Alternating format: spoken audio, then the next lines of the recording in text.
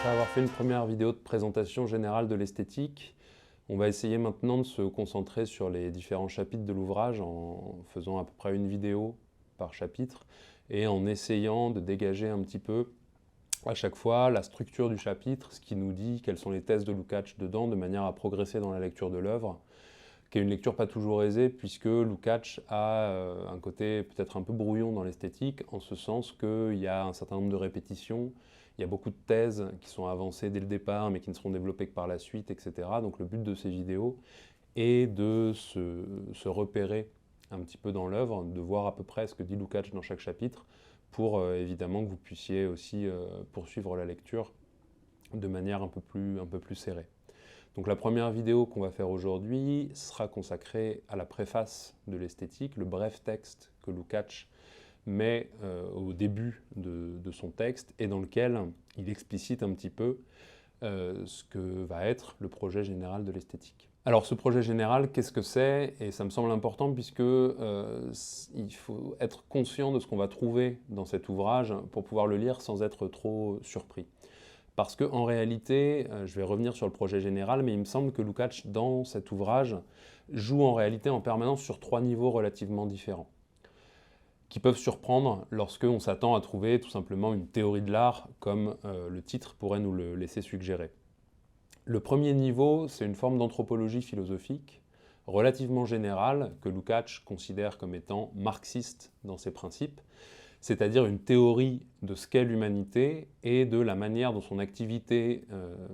se matérialise dans des sphères différentes, qui ont chacune leur logique propre, ce qui donne pour Lukács du sens à l'entreprise philosophique en tant qu'elle est la mise au jour des principes logiques cohérents qui régissent chacune de ces sphères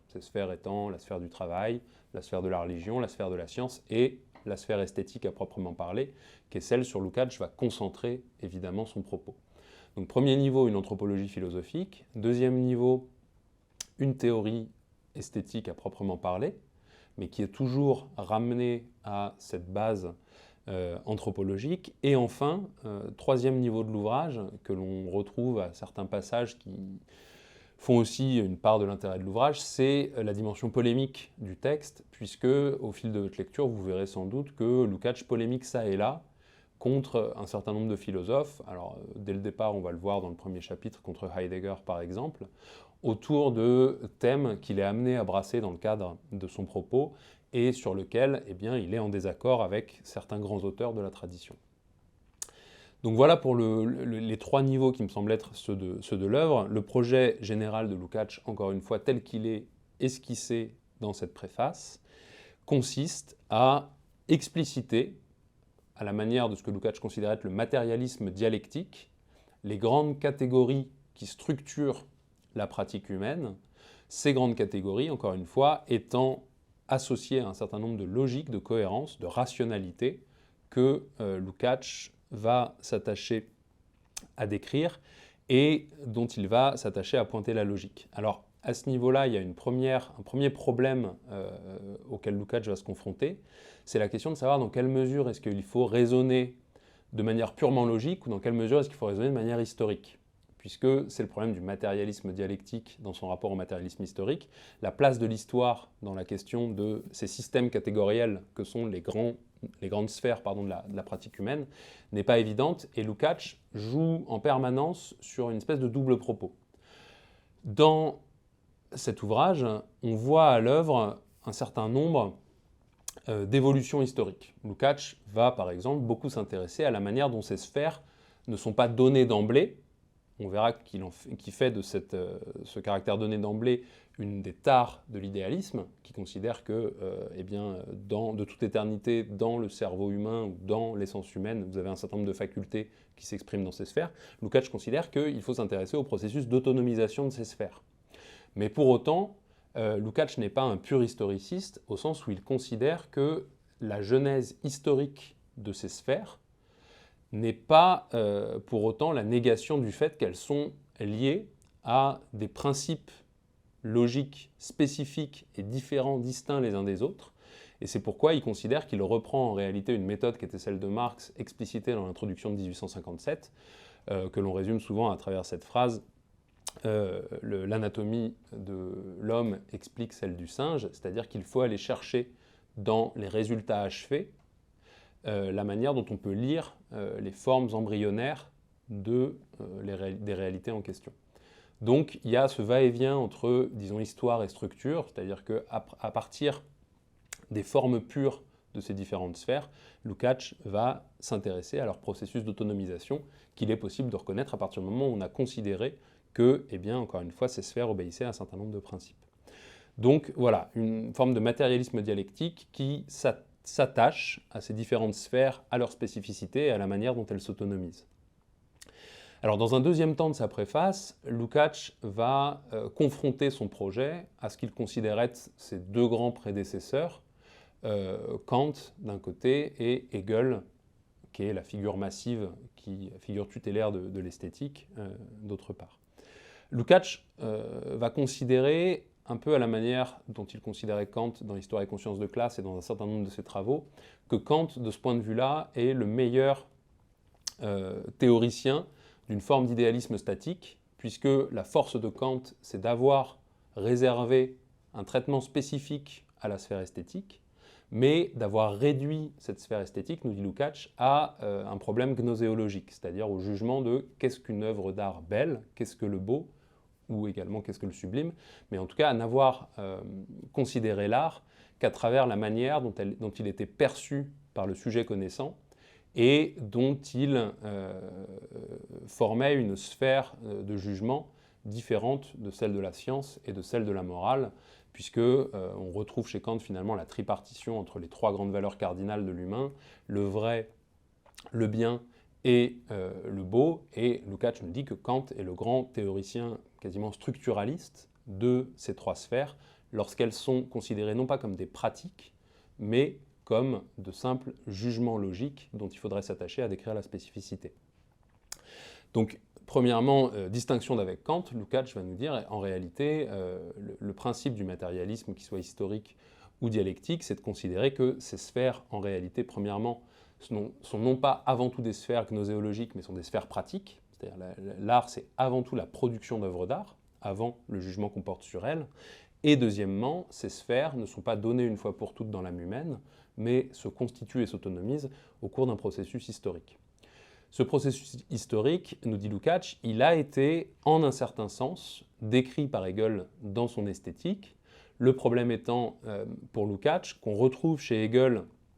un problème que là encore il va considérer comme, disons, caractéristique de l'idéalisme, à savoir le fait que la sphère esthétique est bien considérée dans une forme de dynamisme, mais par contre elle va de pair avec une certaine forme de hiérarchie des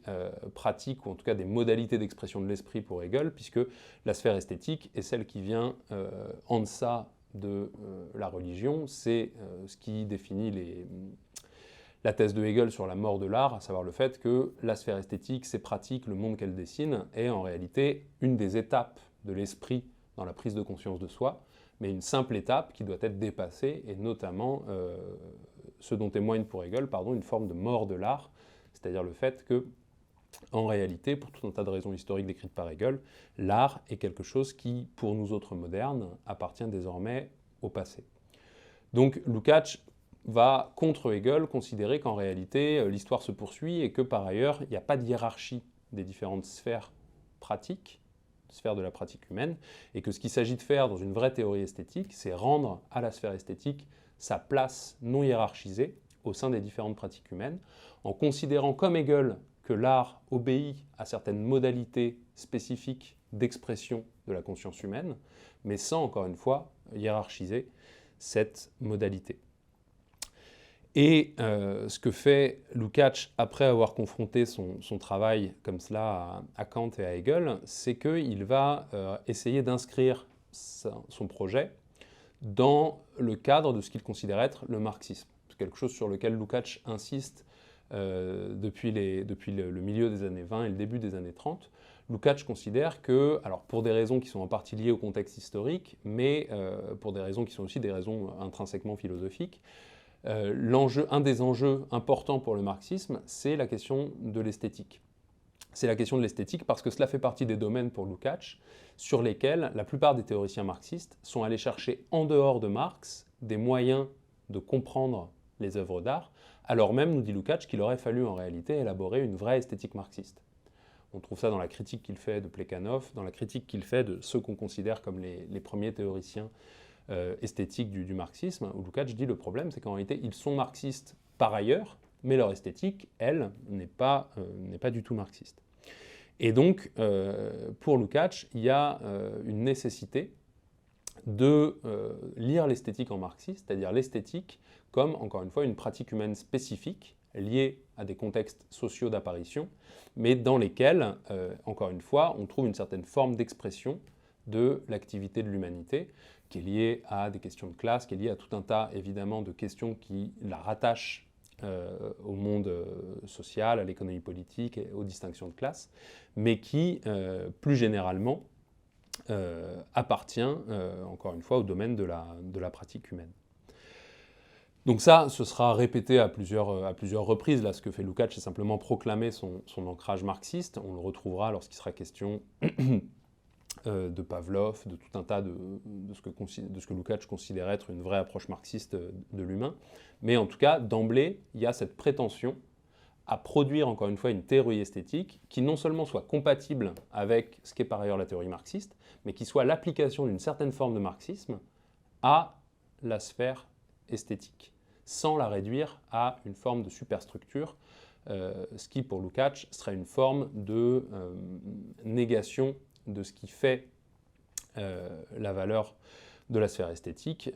à savoir le fait, on le verra, de raconter à l'humanité sa propre histoire et par conséquent de pouvoir jouer un rôle émancipateur. Dans un quatrième temps de cette préface, Lukács va affirmer le fait que, outre son rattachement au marxisme, et là encore, ça va être une ligne importante de l'ouvrage, outre ce rattachement au marxisme, Lukács s'inscrit de manière plus générale dans la tradition progressiste telle qu'il la comprend, avec des noms comme Diderot ou comme Goethe, dans lesquels il considère finalement ses ancêtres, à la fois parce que ce sont des matérialistes, et en même temps parce que, et là encore on le verra comment il amène ça de manière concrète, en même temps ce sont des gens qui ont reconnu la nécessité de penser l'art et de ne pas simplement en gros réduire l'humanité à un sac d'atomes ou à une réalité biologique ou à une réalité animale, et à penser encore une fois la spécificité de ces pratiques humaines dont l'art constitue l'une des modalités. Donc on trouve cette volonté de s'inscrire dans une tradition qui dépasse le simple marxisme, et ça c'est relativement important parce que ça tranche avec des propos lukáciens plus précoces, notamment ce qu'il écrit dans les années 20 et un petit peu encore dans les années 30, où le sujet collectif auquel Lukács rattachait ses travaux, la perspective qui était la sienne, c'était le sujet prolétarien socialiste, le camp marxiste, etc., etc. Alors que dans l'esthétique, et c'est ce qui donne à l'œuvre toute son ampleur, Lukács va considérer qu'en réalité, eh bien, c'est l'histoire de l'humanité tout entière qui se joue dans les œuvres d'art, dans l'esthétique, et une véritable connaissance de cette sphère esthétique, eh bien, n'est pas simplement, encore une fois, un enjeu pour la conscience de classe prolétarienne, mais constitue une manière d'affirmer une certaine forme d'humanisme qui dépasse, encore une fois, le simple point de vue de telle ou telle classe. Donc le fait de revendiquer une tradition intellectuelle par-delà le marxisme est aussi une manière pour Lukács de s'inscrire dans cet humanisme beaucoup plus large auquel il rattache des noms, on le verra, qui vont d'Épicure et de Démocrite jusqu'à Diderot ou encore Feuerbach, pour prendre des noms un peu plus récents. Et cette tradition, Lukács va la baptiser du terme de matérialisme. Alors, qu'est-ce qu'il entend par matérialisme? Eh bien, tout simplement, l'affirmation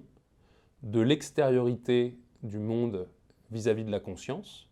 mais une extériorité qui, pour Lukács, ne doit pas pour autant mener à une forme d'essentialisation de cette réalité extérieure à la conscience, puisque en réalité, l'autre grande thèse du matérialisme pour Lukács, c'est l'idée selon laquelle ce monde extérieur à la conscience est infinie. Ce qui veut dire quoi? Ce qui veut dire que toute approche de cette réalité passe nécessairement par des abstractions. Alors, ce qui ne conduit pas à un relativisme au sens où toutes les approches de cette réalité se vaudraient, puisqu'aucune ne viendrait pouvoir épuiser son infinité propre. Ce qui veut simplement dire que, eh bien, en science comme en art, mais selon des modalités différentes, on a une approche asymptotique de cette réalité qui, par conséquent, demeure une forme de substrat absolument indépendant de la conscience. Et c'est pourquoi Lukács va introduire un terme qui va être extrêmement massif dans l'esthétique, c'est le terme de reflètement, c'est-à-dire le fait que la conscience, finalement, ne fait jamais que refléter, mais de manière active, et non pas au sens d'un reflet purement photographique qui pourrait, encore une fois, refléter l'intégralité de la réalité de manière purement statique, ne fait que refléter de manière dynamique eh bien, cette réalité. Un exemple immédiat que prend Lukács, c'est le fait, par exemple, de fermer les yeux pour mieux entendre une mélodie, c'est-à-dire le fait de sélectionner certains aspects de la réalité plutôt que d'autres. Et Lukács considère qu'en réalité, nous sommes en permanence en train de faire abstraction de certaines dimensions de la réalité pour nous occuper davantage d'autres. Et ce qu'on verra, c'est que les sphères pratiques, justement, les différentes sphères pratiques de l'humanité consistent en des formes d'abstraction spécifiques de cette réalité. Et la troisième thèse du matérialisme, en un certain sens, donc outre l'extériorité à la conscience, l'infinité de cette réalité indépendante, troisième thèse, nous dit Lukács, eh bien c'est précisément le refus d'essentialiser les différentes formes d'approche de cette réalité, puisque c'est ce qui est reproché à Kant et ce qu'il va répéter à la fin de sa préface. Le matérialisme s'oppose à l'idéalisme, et l'idéalisme, qu'est-ce que c'est? Eh bien c'est le fait tout simplement d'essentialiser un certain nombre, les différents rapports à la réalité existante, d'en faire le reflet de la conscience, mais donc un reflet qui est essentialisé et qui par ailleurs, nous dit Lukács, est hiérarchique. Et Lukács fait ici une très brève histoire du post-kantisme où il montre finalement que eh bien, l'histoire du post-kantisme peut être caractérisée, ce que disait déjà en un certain sens Hegel, par le fait d'avoir sélectionné telle faculté plutôt que l'autre pour la mettre tout au-dessus, tout en haut, du panthéon des facultés humaines. C'est le cas, par exemple, et pour l'esthétique, Lukács nous dit l'exemple type, c'est celui de Schelling, qui considère contre Kant que eh bien, la modalité d'accès à l'absolu pour l'humain n'est pas la morale comme chez Kant, on pourrait dire, mais précisément l'intuition intellectuelle qui passe par une certaine approche esthétique de la réalité. Et enfin, dernière thèse idéaliste pour Lukács, ou plutôt dernière thèse avec laquelle il faut rompre pour avoir un véritable matérialisme, c'est l'historicité des catégories, c'est-à-dire le dynamisme de ces catégories, et le fait, par conséquent, que ces catégories, pour le dire de manière un peu technique, jouissent d'une certaine forme d'immanence. Ce ne sont pas des réalités transcendantes au sens où, encore une fois, elles constitueraient l'essence immuable de la réalité humaine. Ce sont des catégories qui se constituent par la pratique, qui se modifient par la pratique, et Lukács va être attentif dans son esthétique à la manière dont finalement ont évolué les différentes catégories qui agissent, enfin qui sont agissantes, qui sont mobilisées dans la science, dans l'art, dans la religion également, dans la morale, dans toutes les différentes sphères dans lesquelles la pratique humaine va s'exprimer. Voilà pour la préface. Donc, encore une fois, une simple présentation du propos de Lukács. Pour finir, peut-être dire un mot du plan de l'œuvre, puisque Lukács va également parler de cela. L'esthétique était prévue en 3 parties, dont en réalité nous n'avons véritablement que la première. La première partie étant précisément ce que l'on a là, c'est-à-dire la mise au jour des catégories spécifiques de la sphère esthétique, par opposition, on le verra, aux catégories spécifiques de la sphère scientifique et aux catégories spécifiques de la sphère religieuse. Dans un deuxième temps, Lukács voulait appliquer ces catégories à ce qu'il appelle l'œuvre d'art concrète, donc non pas telle ou telle œuvre, mais l'œuvre d'art dans son fonctionnement, avec justement la question de la production, de la réception par le spectateur, c'est-à-dire mettre un peu ces catégories au travail à un niveau d'abstraction qui n'est plus celui de la catégorie en tant que telle, mais de sa mise en pratique dans la production des œuvres. Et dans un troisième temps, Lukács voulait écrire une partie proprement matérialiste historique, comme il le dit, c'est-à-dire venir contester en réalité Hegel sur son propre terrain, c'est-à-dire faire une histoire de l'art qui essaye de mettre au travail dans la science historique les catégories brandies et mises au jour dans cette première partie de l'esthétique. Alors ce que l'on verra, c'est qu'en réalité, le volume que l'on a, enfin les deux volumes que l'on a et qui constituent simplement la première partie, mélangent ces trois perspectives. Et que Lukács, très souvent, est amené à faire alors c'est même plus des excursus, puisque ça prend des proportions démesurées, à tenir des propos historiques, à parfois parler d'œuvres concrètes, de telle sorte que, en réalité, même si, encore une fois, on n'a évidemment pas l'intégralité de ce que voulait dire Lukács, il me semble qu'on a quand même une bonne idée, on peut se faire une bonne idée de ce qu'il avait en tête à travers juste les volumes qui nous sont parvenus.